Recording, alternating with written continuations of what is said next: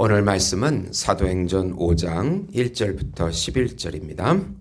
아나니아라 하는 사람이 그의 아내 삽비라와 더불어 소유를 팔아 그 값에서 얼마를 감추매 그 아내도 알더라. 얼마만 가져다가 사도들의 발 앞에 두니 베드로가 이르되 아나니아야 어찌하여 사탄이 내 마음에 가득하여 내가 성령을 속이고 땅값 얼마를 감추었느냐. 땅이 그대로 있을 때에는 내 땅이 아니며 판 후에도 내 마음대로 할 수가 없더냐. 어찌하여 이 일을 내 마음에 두었느냐.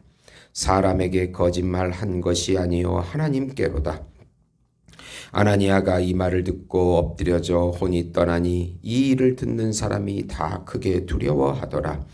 젊은 사람이 일어나 시신을 싸서 메고 나아가 장사하니라.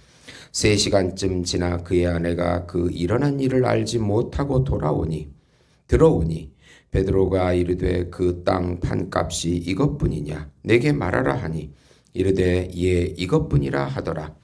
베드로가 이르되 너희가 어찌 함께 꾀하여 주의 영을 시험하려 하느냐. 보라 내 남편을 장사하고 오는 사람들의 발이 문 앞에 이르렀으니 또 너를 메어 내 가리라 하니 곧 그가 베드로의 발 앞에 엎드려져 혼이 떠나는지라. 젊은 사람들이 들어와 죽은 것을 보고 메어다가 그의 남편 곁에 장사하니 온 교회와 이 일을 듣는 사람들이 다 크게 두려워하니라. 아멘. 성령의 통치와 심판이라는 제목으로 은혜를 나누고자 합니다. 사랑하는 성도 여러분, 복음은 기쁜 소식입니다. 왜 복음이 우리에게 기쁜 소식이 됩니까?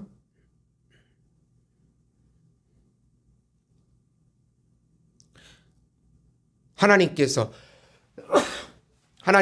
정하신 한 분, 하나님께서 준비하신 한 분, 하나님께서 보내신 한 분, 그분은 하나님이시고 하나님의 아들이시며 우주적인 왕이시고 우주적인 제사장이시며 또 우주적인 메시아이시고 우주적인 중보자이시고 우주적인 참 인간이시고 우주적인 어린 양이신 예수님께서 이 땅에 성육신 하셔서 하나님 나라의 왕과 구세주로 우리 안에 들어오셔서 사단의 통치를 몰아내시고 우리를 통치해 주시고 다스려 주시고 함께 해 주신다는 소식이 바로 복음인 것입니다. 하나님의 영이 우리 안에 오셔서 우리의 마음과 육체를 통치하시고 하나님의 뜻을 이루시게 하겠다는 소식입니다. 우리의 생각과 감정과 의지를 부인하고 성령의 생각과 감정과 의지로 따라가서 예수님이 우리의 몸을 통하여 누리고 나타나게 해 주신다는 소식이 바로 복음인 것입니다. 우리가 예수님을 위해서 열심히 사는 것이 아니라 우리 안에서 성령을 통하여 예수님이 사라지게 해 주시겠다고 하는, 예수님이 누려지고 나타나지게 해 주겠다는 소식이 바로 복음인 것입니다. 이 복음을 깊이 깨닫고 신앙생활에 승리하시는 우리 성도 여러분이 되시기를 예수님의 이름으로 축원드립니다. 우리 안에 사단을 몰아내시고 통치하시는 예수님을 선포하라는 내용입니다. 성령이 오신 후에 이 예루살렘 교회에 놀라운 기적과 이적들이 많이 일어났습니다. 그리고 자기 재산을 내놓고 가난한 자들과 나누고 형제들과 나누는 일이 있었습니다. 그런데 아나니아와 삽비라는 가족이, 이 부부가 하나님께 땅 판 모든 것을 드리기로 약속했는데 그 사이에 욕심이 생겨서 땅값 얼마를 감추는 일이 생긴 것입니다. 우리 안에 선악을 판단하시고 심판하시는 성령님을 두려워하라. 아나니아와 삽비라는 자신의 소유를 다 드리기로 약속했습니다. 그런데 그들은 마음에 욕심이 생겨서 땅 판 값의 일부를 감추어 하나님께 드리지 않았습니다. 베드로는 들어오는 아나니아를 책망합니다. 그 마음에 사단이 가득한 것, 성령을 속인 것, 하나님의 속인 것을 지적합니다. 성령의 통치를 받았다가 욕심에 미혹되어 거짓 자에 속아서 사단의 통치로 돌아선 것입니다. 이들 부부는 공명심에 처음에는 다 드린다고 약속했다가 변심한 것입니다. 아까워서 그랬겠지만 결국 성령의 통치를 거부하고 사단의 통치를 받은 것입니다. 즉시 아나니아가 혼이 떠나 죽습니다. 그 다음에 아무것도 모르고 3시간 후에 그의 부인 삽비라가 들어오는데 그녀의 대답도 똑같습니다. 땅값이 전부라고 속입니다. 베드로는 이제 주의 영을 왜 시험하느냐 라고 9절에 책망합니다. 성령의 통치를 받아야 하는데 거짓자로 속아서 주의 영을 속인 것입니다. 그녀도 혼이 떠나 죽으니 모든 교인들이 두려워하게 됩니다. 성령님은 우리 안에서 하나님의 뜻대로 통치하십니다. 성령이 오시면 세상을 심판하십니다. 하나님의 자녀는 성령의 인도함을 받고 성령의 감동으로 살아가야 하나님께 영광을 돌리게 됩니다. 우리 안에 남아있는 혼적인 거짓자에 속지 마시고 성령님께 전적으로 의지하고 믿음으로 나아가야 합니다. 성령이 주시는 생각과 감정과 의지를 따라가야 합니다. 자기 부인이 될 때, 자기 십자가를 칠 때 거짓자에 속지 않고 사단의 통치에 넘어가지 않을 수 있는 것입니다. 두 번째로 기사와 표적을 일으키시는 성령의 능력을 사용하라. 사도들의 손에 기사와 표적이 많이 일어납니다. 사도들 안에 계신 성령의 역사가 강하게 나타납니다. 그 기사와 표적은 불신자들에게 충격을 주고 신자들에게는 큰 믿음을 갖게 합니다. 많은 신자들이 교회에 나옵니다. 사도들이 지나갈 때 근처에 있는 병자들도 치유함을 받습니다. 예루살렘 부근의 병자와 귀신 들린 자들이 다 치료함을 받습니다. 하나님 나라의 통치가 확장되는 것을 보여줍니다.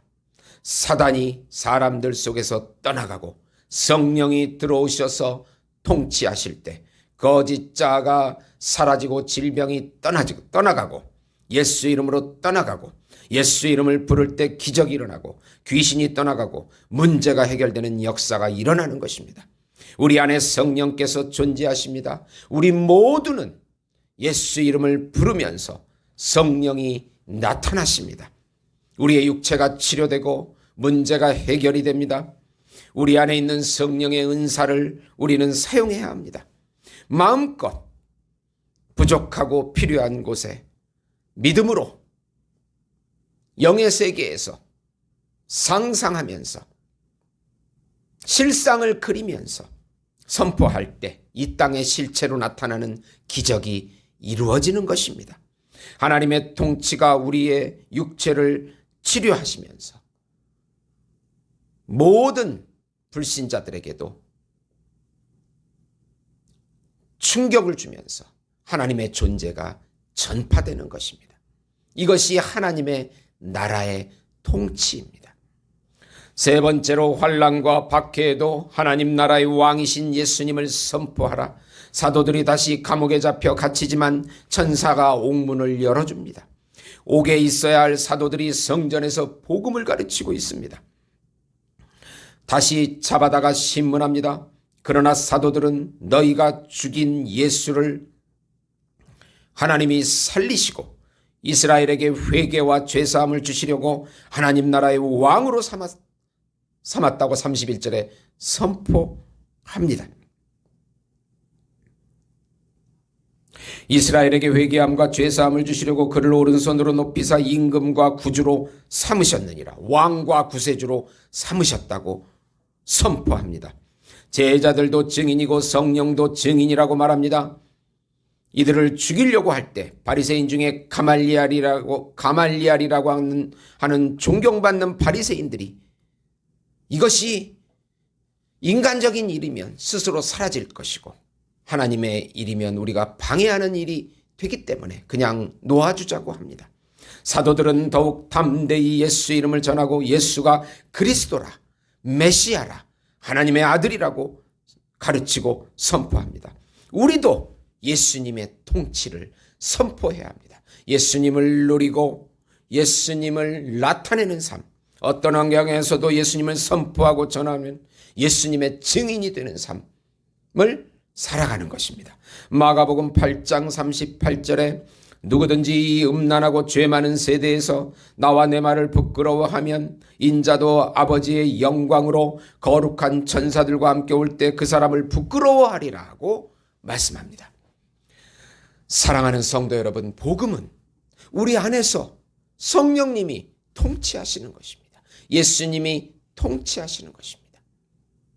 통치를 받을 때 느끼는 감정이 평강과 희락과 안식입니다. 외적인 환경, 전염병, 가난, 질병 이런 것이 아무런 영향을 미치지 못하는, 세상이 줄 수 없는 평안의 감정을 누리면서 사는 것이 하나님 나라의 자녀들의 삶인 것입니다.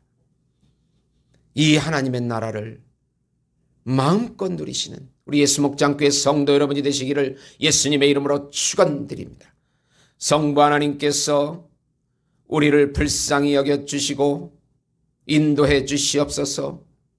성령 하나님께서 연약한 저희들에게 힘과 지혜와 능력을 덧입혀 주시옵소서.